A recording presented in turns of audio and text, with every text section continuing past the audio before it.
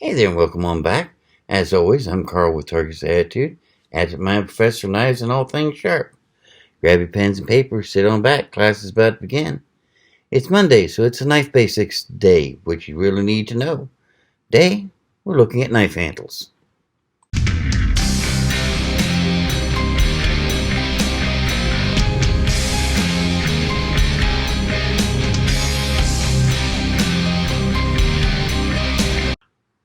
Yes, knife handles.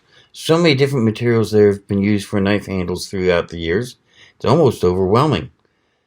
Matter of fact, there's too many for us to cover in just one video, so this is going to be a multi-part video. Sorry about that, but I don't think you want to watch a 3-hour video, now do you? But before we get into the meat of the subject, let's get the syllabus work out of the way, shall we? If you're new to the channel, welcome. We do knife reviews on Fridays, knife basics, what you really need to know about things here on Mondays. This knife basics is mainly aimed at new people to the knife world, those who have just found out about them and are starting to really get into them and want to know what the heck we're talking about when we start throwing out all these big words. On Fridays, we normally review knives and occasionally some camping and survival gear, maybe some lights or some cooking equipment, that sort of thing. For those of you who have been with us for a while, welcome back. I'm glad you made it back. Just got one question for you. Have you subscribed yet? Yeah, I know it's getting boring, but come on, man. Okay, we've got subscribers up there. I think that's Maine. We've got subscribers down in Florida. We've got subscribers over here in Oregon. We've got a couple in Arizona. We've got one or two over there in Mississippi. And yeah, that's Arkansas, isn't it? Yep. We've even got one way over there in Australia. And wow, we've got one over there in France. It's fantastic. But you in upstate New York. That's Syracuse, isn't it? Yeah, that's Syracuse. You haven't subscribed yet. Why not? It's easy. Just hit that button right down there. It says subscribe. Then you hit the bell next to it. That way you get notified every time I do a new video. Win-win situation. You get notified every time we do a new video so you don't miss any of these neat new things. For me, well, the more subscribers I've got, the easier it is for me to get all these neat new things. So, come on, it's a win-win situation. Enough of that rambling here. Let's get on to what we're talking about today. As I say, knives have been around since the dawn of time, and they've used so many different materials. Here's one from Case. Uses antler. It's just... This one is a big handle, but, it's still very comfortable. Not only do they use antlers, I'll put that one to the side, we used bone. Let's see here. Here's one. This is what's called jigged bone because they've kind of textured it. Some earlier bone had this sort of texturing naturally, and modern bone tends to be cleaned a lot smoother, so they have to actually put texturing in. And of course, this one, they went ahead and colored the bone afterwards to make it prettier. But it's still bone. Probably cow bone, but it could be a host of other types of bones. This is a case also, as you can see. Beautiful knife, isn't it? And not all of bone handles are colored bright colors. This is probably one of my first knives ever. It's an old Boy Scout knife.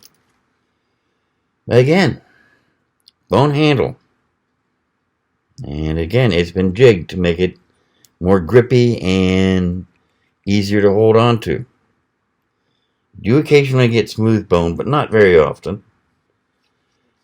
You can get wood. Here's one It's a Sullinger. It's just gorgeous, isn't it? Using burl wood. Here's another one. Again, using wood. It's just absolutely beautiful. You've got knives with leather handles like this blackjack. Most of the infamous K-bar fighting knives have stacked leather handles like this. You can get man-made material. This one is made of what's called, I want to say this is fiberglass reinforced nylon. We'll have to look it up to make sure, but yeah, you can get, I'll come back here, you can get stone. That's inlaid with turquoise. And it's just, I love that. And you can start getting man-made material. Here's some of the samples of Karenite, black ice, and magma. And it doesn't have to be anything like that. We've got, yeah, insight. Gorgeous.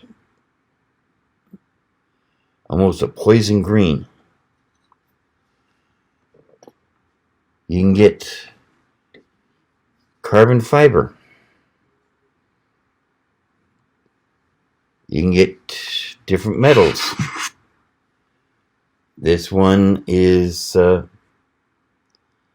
aircraft aluminum. This one is also aluminum, except it's been anodized. This one, by the way, is the Caligo. This is a Kershaw Believer. Oh, this is also man-made. Another case. This one is one of their Christmas editions. And that red handle really pops, doesn't it? Probably the most popular nowadays is G10. This one is a translucent jade. And micarta. So what exactly is G10 and micarta? Well, you could argue that it's the same material under two different names. It's not quite right, but you could argue that. Basically, they're both layered materials. They take sheets, impregnate it with a resin, put it in a mold, stack it up, put a lot of pressure on it, and in the case of G10 and some micartas, normally expose them to a fair amount of heat, which you end up with a very hard, very grippy, very good material that is really great for knife handles. By the way, I should have mentioned this earlier, but when you're talking pocket knives especially, but some sheath knives, the handle material is normally referred to as scales when they're cut to fit on the side. In this case, you can have scales on the outside, liners next to the inside, and of course you've got your blade in the center.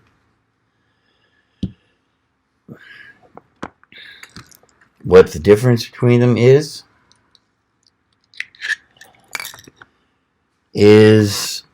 basically what they're made of. This one's got red G10 liners underneath blue and black micarta scales. And you can buy sheets of micarta if you want. I've actually used it to make not only knife handles, but custom scales for guns. Works. But as I was saying, what is the difference between G10 and Micarta? Basically, what the layers are made out of. G10 is almost always some form of fiberglass or other man-made sheets. This makes it kind of dangerous for you to make it at home, because material is, let's face it, fiberglass will tear the hell out of your lungs. Once it's been pressed and turned into G10, you can work it just like you would wood. Sandpaper, rasp, files, saw blades, it all works. Micarta normally uses some sort of fabric or paper. You can get paper micarta, you can get linen micarta, burlap. I've even seen denim. That is the main difference between the two. One is fiberglass and one is made out of fabric. Both come out with beautiful handles, and if you alternate the colors on the layers, you can get some really neat patterns going when you start shaping it into handles. Micarta tends to be a little bit more expensive. Why? Because the fabric tends to be a little bit more expensive. The materials they use to make G10, dirt cheap. But you can't, as I say, it's not safe to work with at home. Micarta, if you really wanted to, you could make this at home. Got an old pair of jeans that are more holes than jeans. Cut it into sheets. Get yourself a bottle of resin. Make yourself a mold. A couple C-clamps. You can make micarta. Matter of fact, post a link down below to a video showing exactly how to make your own micarta. There's been a couple people who have made videos for that. It's neat to watch, and it's really fascinating. So why is G10 and micarta so popular nowadays? Well, for one thing, it's fairly easy to make. You can make it in so many different colors and so many different patterns. It works just like wood once it's been formed. And it's got a lot of the advantages over some of the others. I mean, wood, unless it's stabilized, we'll get to that in another video, wood is going to deteriorate or rot sooner or later. It'll dry out, it'll split. It's just, it doesn't last very long unless you take very good care of it. Same with leather. If you don't oil the leather on a regular basis, mink oil is what I normally use, sooner or later the leather's going to dry out, shrink, start cracking, and fall off the knife. Then you've got a knife with a bolster and a guard, but just bare metal in between. Speaking of which, from the feels of it, I need to put mink oil on this one pretty soon. But micarta and G10 don't have to do that. Don't have to worry about it.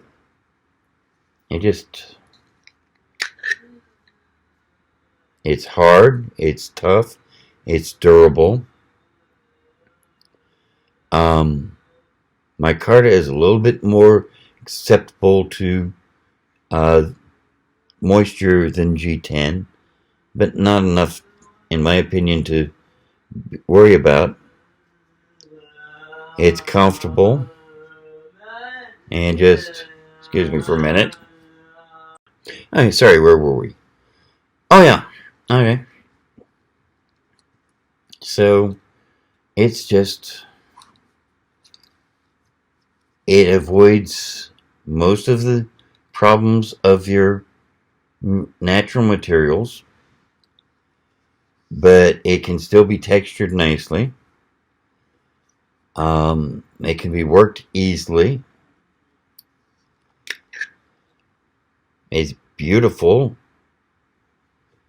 tough, just an all-around superior material to make your knife handle out of. There is the basics of it. Maybe not as exciting as you might have wanted, but it gets you a good idea. Gives you an idea of what we're talking about when we start talking about all these different types of knife materials. And hopefully it'll give you a better idea of what to look for when you go looking. And as I say, I'll touch on some of the other materials later on in this series. This video, on the other hand, has probably gone far enough, so I wish you luck. Hope to see you back again soon. I'll leave you with a couple videos here. Got a couple right here that I think you'll find interesting.